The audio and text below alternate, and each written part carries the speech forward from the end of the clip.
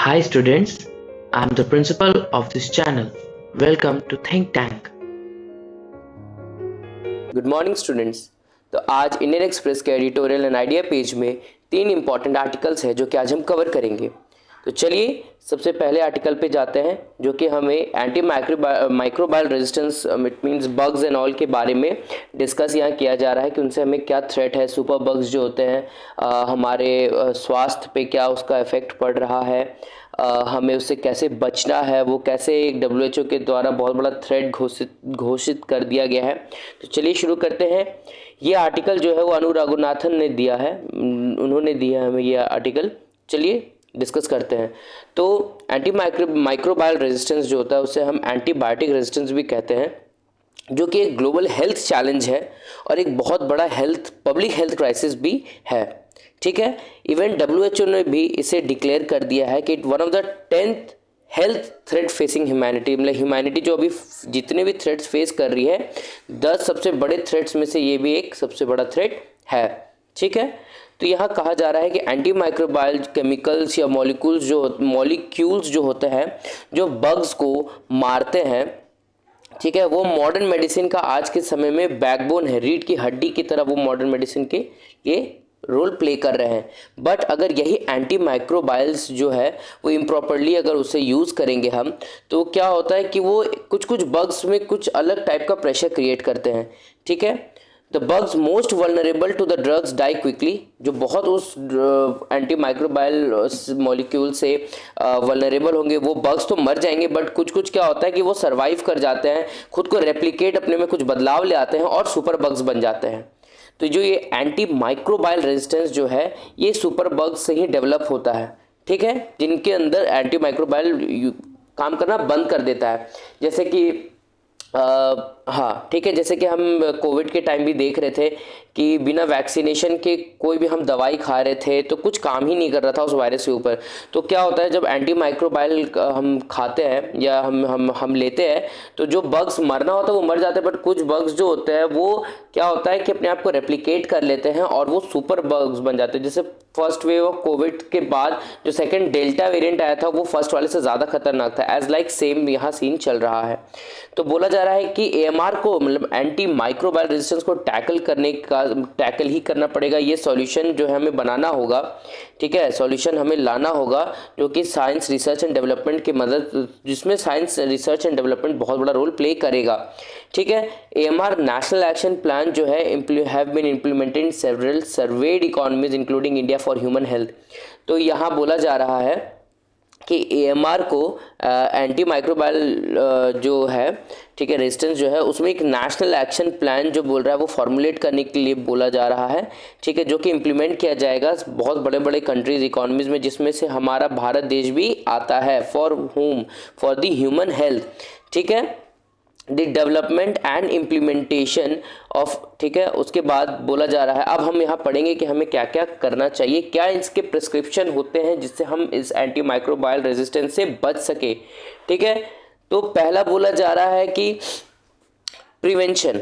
First prescription तो है भाई प्रिवेंशन, क्योंकि प्रिवेंशन की ये अगर डिजीज़ है, अगर हम इससे डिस्टेंस बना के प्रिवेंट हम रहे, सारी सावधानी को ले, ठीक है, तो हम बच सकते हैं। तो disease prevention and wellness are key to public health and thus preventing infections whenever and wherever possible is equivalent to averting resistance. अगर हम डिजीज को प्रिवेंट करते रहेंगे, हम सब चीज़ का ख्याल रखेंगे, बचने की कोशिश में रहेंगे, इट मीन्स हम लोग क्या कर रहे हैं उसे अवॉइड भी कर रहे हैं। तो हमें क्या क्या करना होगा, तो सैनिटेशन ड्राइव्स हमें बहुत साफ सुथरा का ध्यान रखना होगा, क्लीन वाटर सप्लाई होना चाहिए। ठीक है, जो स्वच्छ पानी पीना चाहिए। ठीक है, hospital driving infection control programme, तो हॉस्पिटल से जो इन्फेक्शन आ जाते हैं, बढ़ते हैं, उसको कंट्रोल करने के लिए एक प्रोग्राम चलाना होगा। ठीक है, और बहुत इंपॉर्टेंटली एक और बात है कि एंटी माइक्रोबायल जो है उसे हमें बहुत ही सावधानी से और बहुत सही तरीके से यूज़ करना पड़ेगा, और वो यूज़ भी कहाँ करना होगा, जहाँ सबसे ज़्यादा उसका बहुत ज़रूरत पड़े तभी। ठीक है, फिर बोला जा रहा है कि coordination across the animal industry and environment sector to prevent unnecessary use of antibiotics in farm. ठीक है। तो बोल रहा है कि हमें कोऑर्डिनेट करना पड़ेगा एनिमल इंडस्ट्रीज के साथ एंड एनवायरमेंटल सेक्टर्स के साथ, ताकि एंटीबायोटिक्स का बहुत ज़्यादा और बहुत गलत तरह से यूज़ होना बंद हो जाए या ना हो। ठीक है। वैक्सीन का भी यहाँ पे रोल प्ले दिखा रहा है कि वैक्सीन भी जो है एक बहुत बड़ा पावरफुल टूल है जिससे हम इन्फेक्शंस को प्रिवेंट कर सकते हैं, और इवन ये एएमआर इन्फेक्शंस का स्प्रेड को भी कर्व कर सकता है। क्या? तो वैक्सीन। ठीक है। ये सब जो प्रिस्क्रिप्शंस बता रहे हैं, ये पहला प्रिस्क्रिप्शन अभी तक हुआ। ठीक है। क्या फिर सेकंड प्रिस्क्रिप्शंस में बोला जा रहा है कि second prescriptions closely connected with the prevention is of cost development of robust surveillance system. It means हमें एक रोबस्ट सर्वेलेंस सिस्टम डेवलप करना होगा जिससे हम क्या है कि डिटेक्ट कर पाएंगे रेजिस्टेंट पैथोजेंस को। हर टाइप के इन्वायरमेंट में जितने टाइप के पैथोजेंस हैं हम सबको डिटेक्ट कर पाएंगे। ठीक है। ताकि उनसे हम बच सके, उनको प्रिवेंट कर सके। थर्ड प्रिस्क्रिप्शन बोला जा रहा है कि हमें हेविली इन्वेस्ट करना होगा किसमें? R&D पे, R&D पे मतलब रिसर्च एंड डेवलपमेंट में। और सिर्फ स्टेट ही नहीं, उसमें प्राइवेट एंटिटीज, प्राइवेट जो कॉर्पोरेट सेक्टर है वो भी फंड करेंगे। ठीक है। वो हम सब मिलकर इंक्लूसिव फंडिंग होगा, इंक्लूसिव इन्वेस्टमेंट होगा। ठीक है। उसके बाद बोला जा रहा है कि फोर्थ प्रिस्क्रिप्शन क्या है? तो फोर्थ प्रिस्क्रिप्शन बोला जा रहा है कि to formulate new types of financial incentives to measure return on investment and measure profitability by social value of the antibiotic। ठीक है। bring a collective moral vision to AMR। ठीक है। एक मोरल विजन, हमें कलेक्टिव मोरल विजन लाना होगा anti microbial resistance के ऊपर। ठीक है। और हमें start thinking of antibiotics drug as limited resource, और हमें ये सोच लेना होगा अभी से ही कि हम जो एंटीबायोटिक यूज कर रहे हैं वो एक लिमिटेड रिसोर्स है, हम उससे ज़्यादा यूज ना कर सके। That should be available to all. मतलब किसी भी दुकान या किसी भी जगह पे एंटीबायोटिक्स जो है इन न्यूमरस नंबर्स में ना हो जाए। ठीक है, बड़े अमाउंट में। तो बोला जा रहा है कि जो AMR होता है वो हवा में भी होता है और ये बहुत ज़्यादा कैटास्ट्रॉफिक होता है, जिनको ये जिसको ये अफेक्ट कर जाता है। ठीक है। तो ज़्यादा देर तक अगर कोई हॉस्पिटल में स्टे करता है बहुत दिन तक बीमार रहने के कारण या किसी, ठीक है, तो उससे क्या होता है कि बहुत सारा उसके मतलब एंटी माइक्रोबायल रेजिस्टेंस के कारण, AMR के कारण उसे बहुत सारे हेल्थ इश्यूज फेस करने पड़ेंगे, जैसे कि डेथ, डिजेबिलिटी या इतना कुछ हो, ऐसा कोई बीमारी हो जाएगा जिसके कारण आपको फाइनेंशियली भी बहुत ज़्यादा प्रॉब्लम होने लगेगा। ठीक है। तो बोला जा रहा है कि अगर हमको इसका मतलब सोल्यूशन लाना होगा तो एक हॉलिस्टिक वन हेल्थ अप्रोच लाना होगा जिसमें हम जो है सब मिलकर इंक्लूसिव एक सोल्यूशन निकालेंगे। ठीक है स्टूडेंट्स, तो ये रहा, ये वाला आर्टिकल में इतना ही दिया हुआ है। अब हम तो चलिए स्टूडेंट्स, अब हम सेकेंड आर्टिकल में जाते हैं जो कि है this is not a bail out. ये थोड़ा क्लीन एनर्जी ट्रांजिशन फाइनेंस पे है, जिसमें JETP के बारे में बात किया है कि जस्ट एनर्जी ट्रांजिशन पार्टनरशिप, ठीक है, जो कि G7 कंट्रीज़ अभी कर रही हैं। तो लेट अस स्टार्ट। तो ये जो आर्टिकल है वो वैभव चतुर्वेदी एंड गुंजन झुंझुनवाला के द्वारा दिया गया है। ठीक है। तो चलिए शुरू करते हैं। तो यहाँ पे जो है वो कह रहे हैं कि इंडिया जो है अब G20 का प्रेसिडेंटशिप ले रहा है। ठीक है। अब हम G20 के प्रेसिडेंसी में है और उसके साथ साथ वो COP27 के एक डिसीजन को रिवाइंड करते हुए कह रहे हैं कि वहाँ एक स्टेटमेंट था, just transition and just energy transition. ठीक है। तो जस्ट एनर्जी क्या होता है कि एक ऐसा एनर्जी ट्रांजिशन जिसमें एनर्जी ट्रांजिशन भी हम रिन्यूएबल एनर्जी में कर सके और उसका नेगेटिव इम्पैक्ट भी किसी को ना हो। फॉर एग्जांपल जो यहाँ बोला जा रहा है कि जस्ट एनर्जी जो है वो एक पीपल सेंट्रिक मेजर है जो कि नेगेटिव इम्पैक्ट जो होता है एनर्जी ट्रांजिशन का उस कम्युनिटीज़ पे उसको रिड्यूस करता है। इट मीन्स कि अगर इंडिया जस्ट एनर्जी ट्रांजिशन कर रहा है, मानिए कोल से आज रिन्यूएबल एनर्जी, सोलर एनर्जी पे जा रहा है, इट डजेंट मीन कि जो कोल एनर्जी सेक्टर में लोग एम्प्लॉयड थे या जिससे उनकी रोजी रोटी चल रही थी उनको उनके पेट पर एकदम से लात नहीं मारनी है। ठीक है। तो यहाँ पे पीपल्स के कम्युनिटीज़ के वेलफेयर को देखते हुए एनर्जी ट्रांजिशन किया जा रहा है। ठीक है। तो JETP combines technology, finance and people to help facilitate this transition. तो JETP जो है जस्ट एनर्जी ट्रांजिशन पार्टनरशिप जो है वो टेक्नोलॉजी, फाइनेंस एंड पीपल जो है उसको कंबाइन करती है ताकि ये ट्रांजिशन को हम कर सके। तो G7 कंट्रीज जो है भी हाल में ही JTP डील जो है $8.5 बिलियन का साउथ अफ्रीका के साथ साइन कर चुकी है COP26 में 2021 में, और उसके बाद 20 बिलियन डॉलर का डील जो है वो इंडोनेशिया के साथ कर चुकी है, और 15.5 बिलियन डॉलर की डील है वो वियतनाम के साथ 2022 में कर चुकी है। ठीक है, और अब जो है ये डील जो है वो कहा जा रहा है कि इंडिया के साथ भी प्लानिंग चल रही है डील साइन करने की। ठीक है, तो अब Blinken desired of the developed world to phase out coal use from the developing world without factoring in country specific needs give the same warning science that erstwhile IMF deal led deals did. तो यहाँ जैसा कि हम जान रहे थे कि पहले किसी भी 90s के टाइम में किसी भी कंट्रीज को अगर बहुत ज़्यादा मतलब लोन का ज़रूरत होता था तो IMF प्रोवाइड करती थी, पर बहुत ज़्यादा हार्श टर्म्स के साथ। ठीक है, तो आज के टाइम हम क्या देख रहे हैं कि जो डेवलप्ड वर्ल्ड है वो कोल को फेज आउट करना चाह रही है।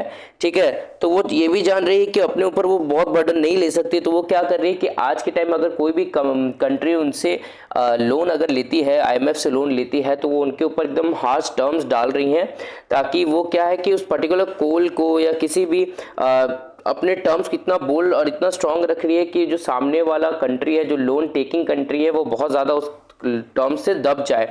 ठीक है, तो ये क्या G7 कर रही है, किसके थ्रू, तो ये जो अभी पार्टनरशिप वाला जो अभी हम जो बोल रहे थे।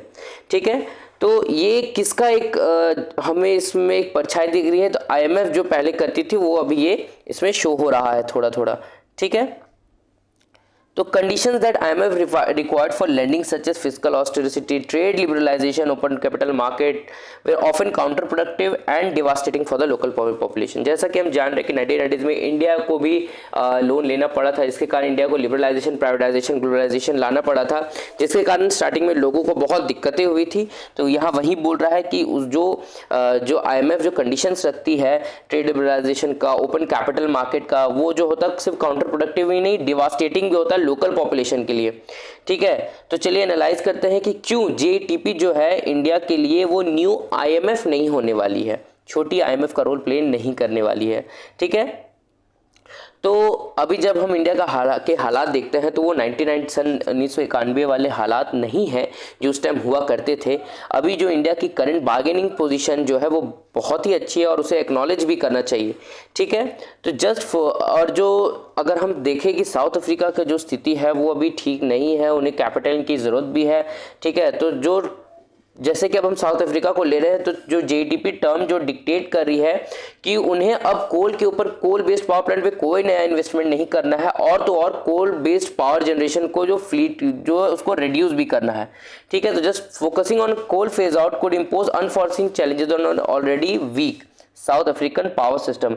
और इससे क्या होगा अगर जो ये टर्म रखा जा रहा है, ठीक है, JTP पार्टनरशिप के थ्रू साउथ अफ्रीका के ऊपर, तो साउथ अफ्रीका तो पहले से वीक है और उसके ऊपर बोला जा रहा है कि कोल बेस्ड पावर सिस्टम को आपको रिड्यूस करते जाना है, फेज आउट करते जाना है। तो उससे क्या होगा कि ये ऑलरेडी एक कमज़ोर कंट्री को और ज़्यादा बर्डन कर देगी, उसके लोगों पे और ज़्यादा बर्डन डाल दी जाएगी। ठीक है, not unlike the IMF bailout, the 8.5 billion support is a meager compared to what the country need and most of it's compromised। ठीक, आगे हम अगर चल के देखते हैं तो क्या रीजंस है ठीक है, क्या रीजन है कि जो G7 कंट्रीज है वो south Africa, Indonesia, Vietnam and India पे इतना JTP पार्टनरशिप जो है डील साइन करना चाह रही, क्योंकि ये लोगों का जो इकोनॉमी है वो कोल पे बहुत डिपेंडेंट है। ठीक है, अब जो है कि इंडिया जो है क्यों JTP जो है साइन कर लेनी चाहिए, यहाँ कुछ पॉइंट्स है। जैसे कि इंडिया का जो पावर सेक्टर है वो थोड़ा उसमें ट्रांजिशन, कस्टमाइज ट्रांजिशन प्लान चाहिए, फाइनेंस चाहिए। ठीक है, क्योंकि पावर सिस्टम जो है जो दोनों का, इंडिया और साउथ अफ्रीका का, वो दोनों कोल से ही चलता है मेनली। ठीक है, अगर हम इंडिया का केस देखते हैं तो हमारे जो डिस्ट्रीब्यूशन कंपनीज है, डिस्कॉम्स है, वो प्रॉफिट मेकिंग नहीं होते हैं, लॉस मेकिंग होते हैं। तो उन्हें थोड़ा ऊपर लाने के लिए इन्वेस्टमेंट चाहिए। ठीक है, क्या क्या यहाँ बोला गया कि एक ट्रांजिशन प्लान चाहिए, फाइनेंस चाहिए। ठीक है, the problem need specific solution and not super imposition of terms. तो ये जो प्रॉब्लम है उसका एक सॉल्यूशन चाहिए, ना कि टर्म्स को बहुत उस पे पर सुपर इम्पोज कर देना, एज लाइक जेईटीपी ने साउथ अफ्रीका पे किया। ठीक है, सेकंड जो पॉइंट है वो कि इंडिया को जो है इन्वेस्टमेंट चाहिए पावर ग्रिड में, सोलर एनर्जी एंड और में, ताकि वो its ready to absorb an increasing share of renewable energy, क्योंकि इंडिया के पास रिन्यूएबल एनर्जी के लिए बहुत ज़्यादा ये है कैपेसिटी है सोलर एनर्जी का भी, आप जैसा कि जान रहे हैं। But while public sector owned power discoms in India are in perpetual financial crisis.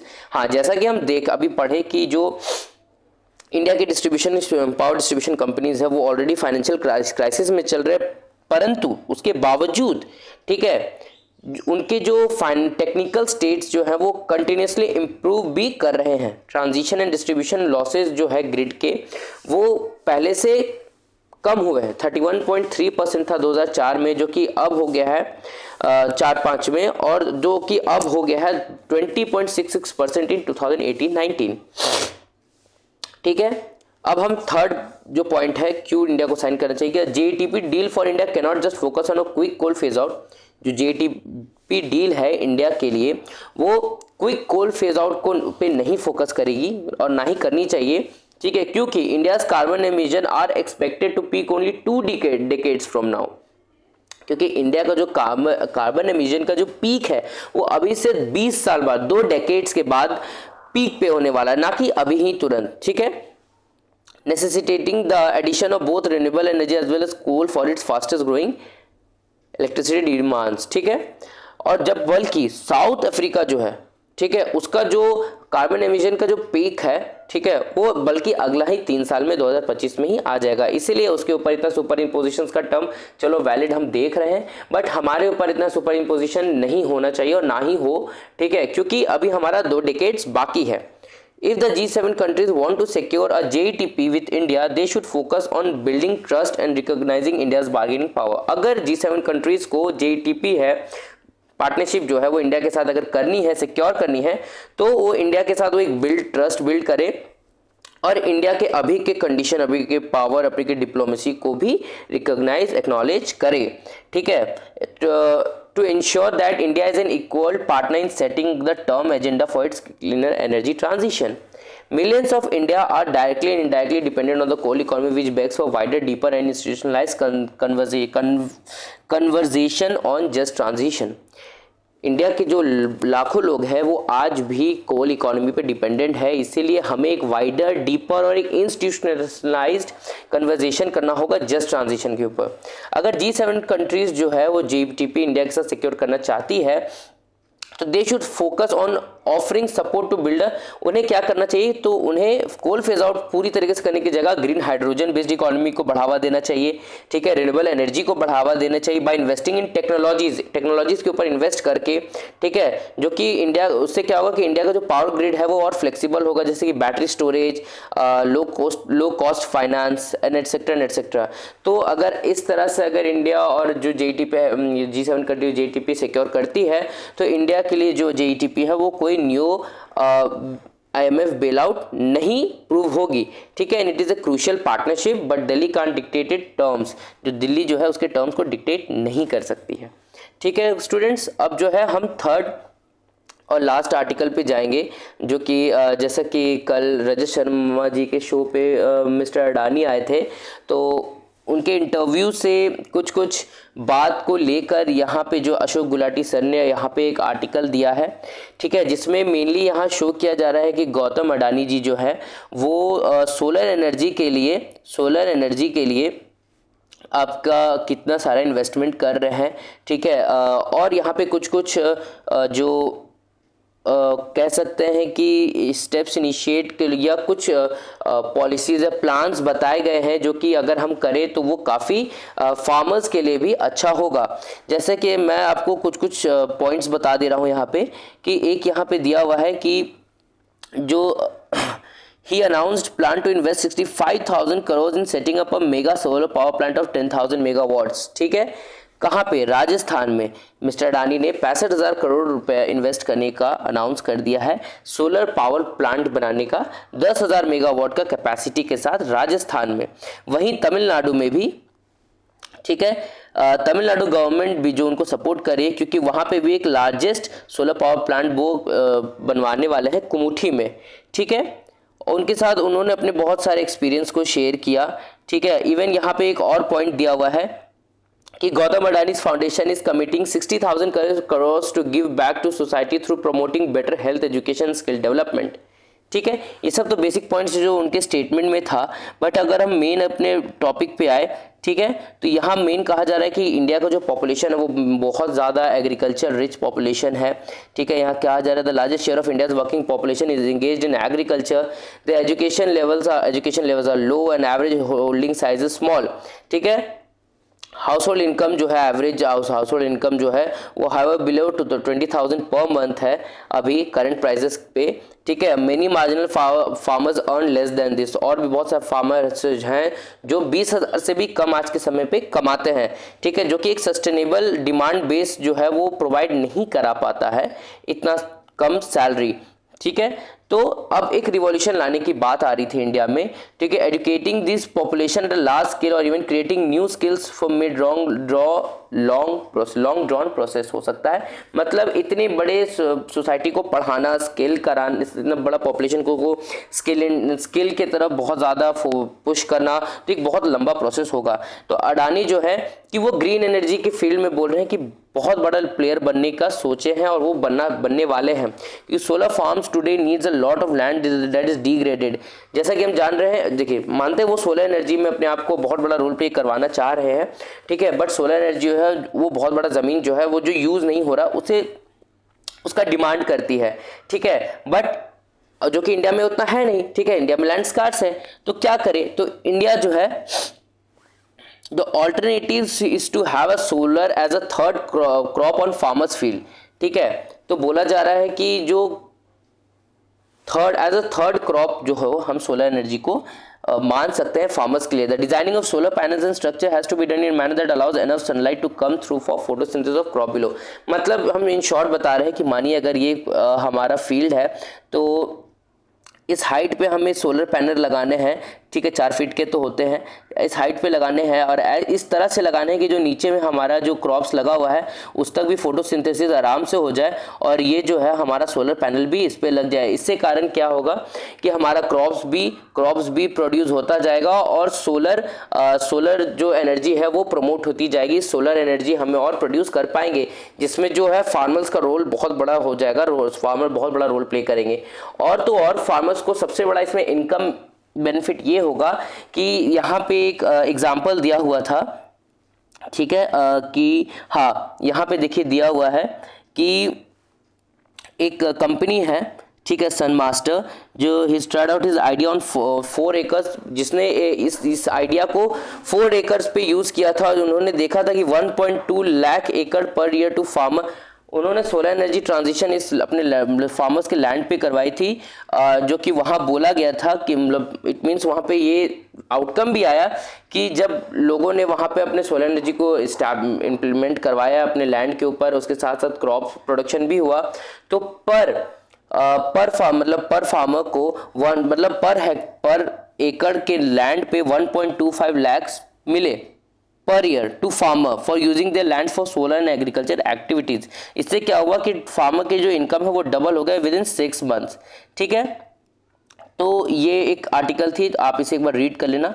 तो आज स्टूडेंट्स हमारे इंडियन एक्सप्रेस में ये 3 आर्टिकल जो थी वो बहुत इंपॉर्टेंट थी, जिसको आप एक बार रीड कर लें। और अगर आपको वीडियो पसंद आया होगा तो please do like, share, comment and subscribe, और तब तक बने रहिए हमारे चैनल थिंक टैंक के साथ। Thank you.